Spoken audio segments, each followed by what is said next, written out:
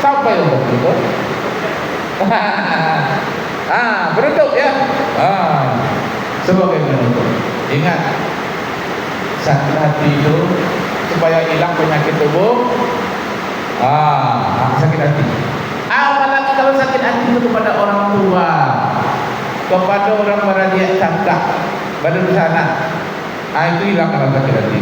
Kadang-kadang berebut harta waris, kadang-kadang kesalahan diulang-ulang. Ya salah wah, tapi diulang-ulang yang salah kawan, nak ingin-inginnya diingin-ingin juga kesalahan itu. Mana ada manusia di dunia ini yang enggak bersalah? Diulang-ulang.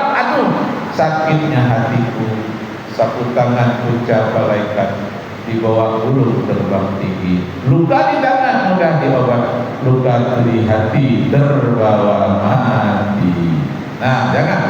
Jangan sampai terbawa mati. Sebelum mati, lepaskan semua kemarahan itu. Karena ada pula orang hidup ini dia suka marah-marah. Kalau tak marah tak enak katanya. Adiknya dimarahi, kakaknya dimarahi, semua dimarahi.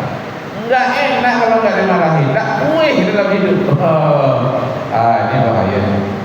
Sampai ada satu rapat, dalam satu rapat dia terus hendak dia ikut dalam organisasi.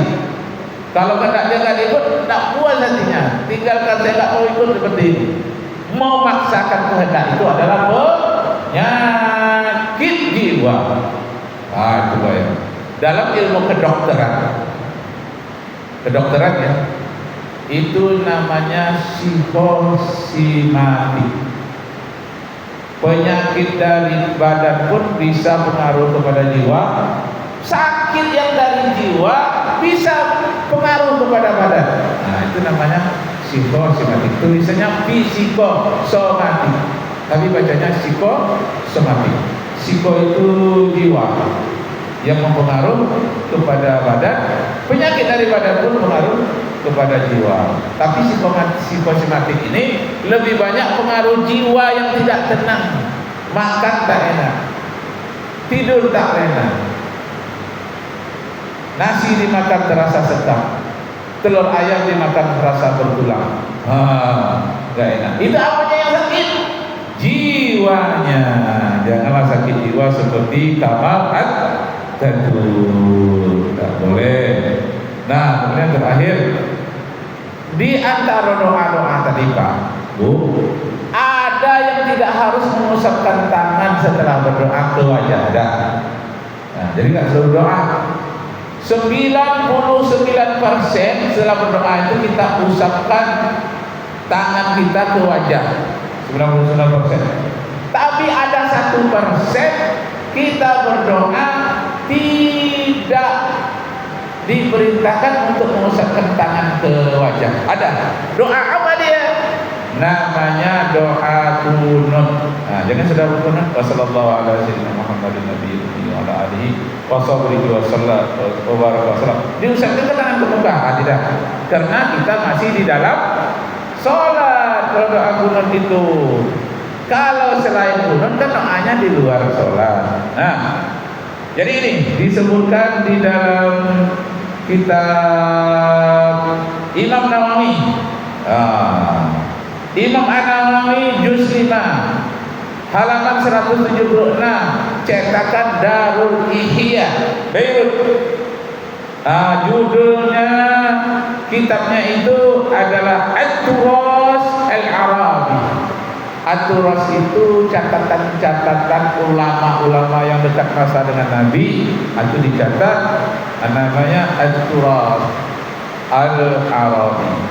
Disebutkan mahallul qunut, tempat kita baca doa qunut itu ba'da raf'ir ra'si bil qunuti, setelah kita mengangkat tangan dari kepala. Jadi sami Allahu liman hamidah.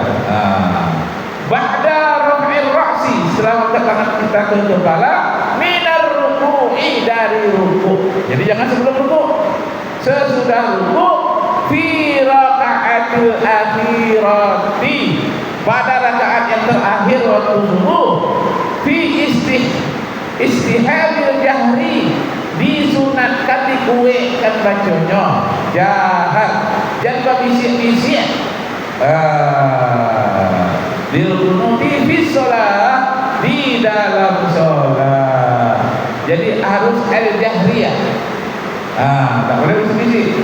Dan ini ada dua pendapat. Ada yang harus mengangkat tangan, ada yang tidak.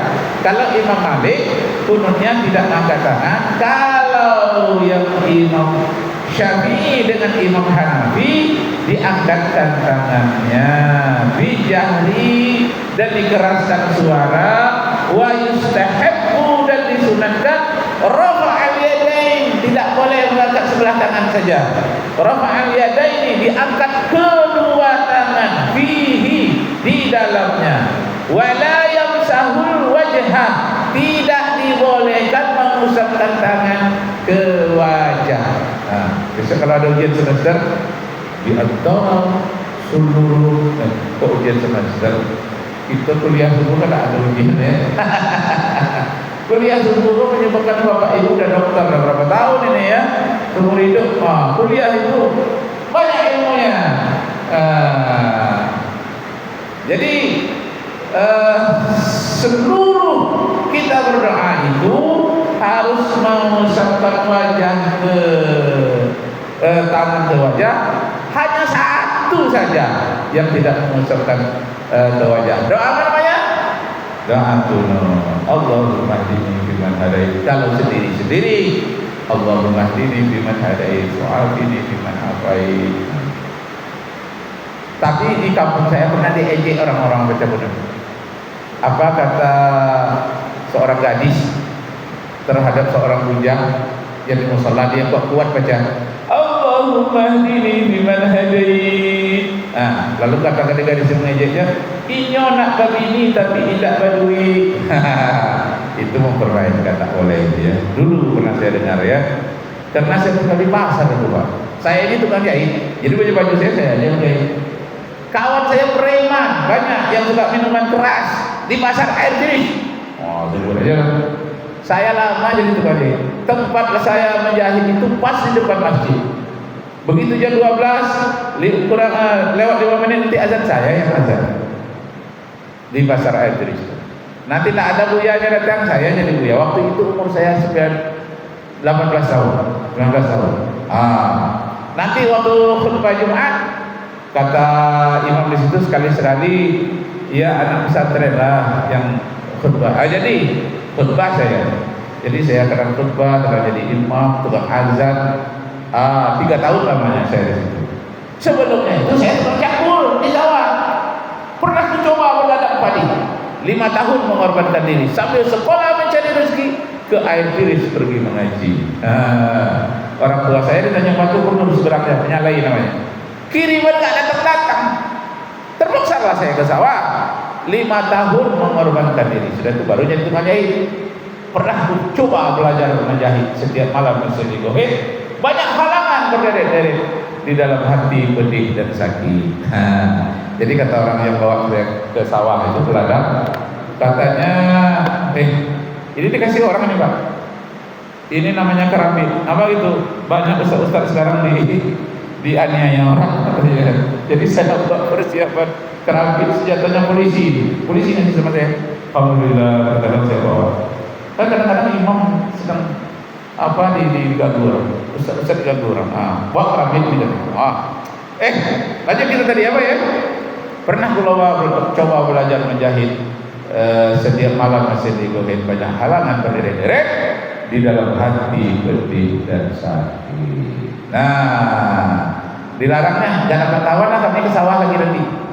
Kalau aklah menjahit katanya. Iya, kan saya demi sekolah, ndak guna ang sekolah. Kalau ang jadi orang besok, amak dan ayah aku yang akan apa nama, ndak kami. Terus saja lah. Tak mendukung dia bagi saya sekolah.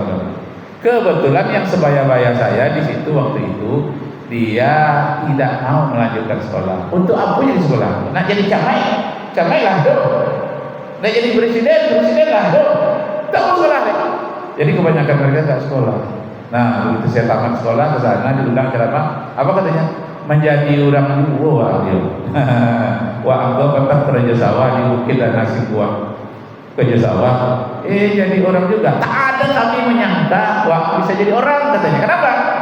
Karena saya lebih pendiam dibandingkan dengan preman-preman lain.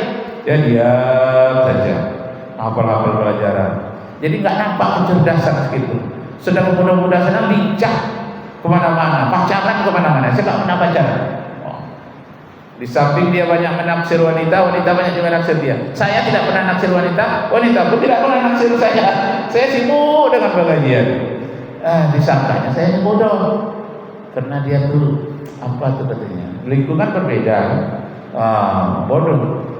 Tahu-tahu orang bodoh ini bisa juga tamat kuliahnya katanya. Begitu saya ceramah, oh iya menjadi orang dia katanya. Masya Allah. Kalau saya tak kuat jiwa saya putus asa saya waktu itu. Tidak akan menjadi orang. Beda dengan yang lain-lain. Aduh, putus asa jangan-jangan dia. Tahu kuliah berprestasi. S1, S2, S3 selesai. Alhamdulillah. Napa orang yang katakannya saya bodoh? Gak bisa jadi orang. Ya Allah, beratnya tantangan. Berjuang sendiri. Ayah dan ibu tidak ada di sisi. Kalau dihitung tuh nak menangis orang sejauh itu ya. Kalau dihitung-hitung, adapun ayah dan ibu orang yang miskin dari dahulu sampai akhir hidupnya tetap begitu, sudahlah takdir dari Tuhan. Dia ditakdirkan miskin oleh Allah, nggak bisa pula disalahkan. Bisa kita berjuang lah, walaupun sendiri. Allah membuka jalannya satu persatu.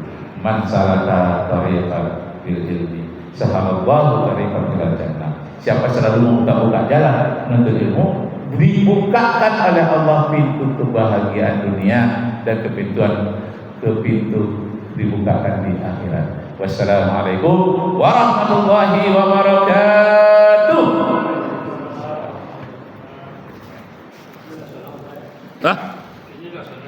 Alhamdulillah. Insyaallah. Alhamdulillah. Alhamdulillah, terima kasih kepada Ustaz dan guru sekalian. Mudah-mudahan bermanfaat untuk semua. Amin ya rabbal alamin. Demikian, assalamualaikum warahmatullahi wabarakatuh. Waalaikumsalam warahmatullahi wabarakatuh. Udah kan? Oh lah tadi masuk tu lah. Dia asik lupa. Dia asik.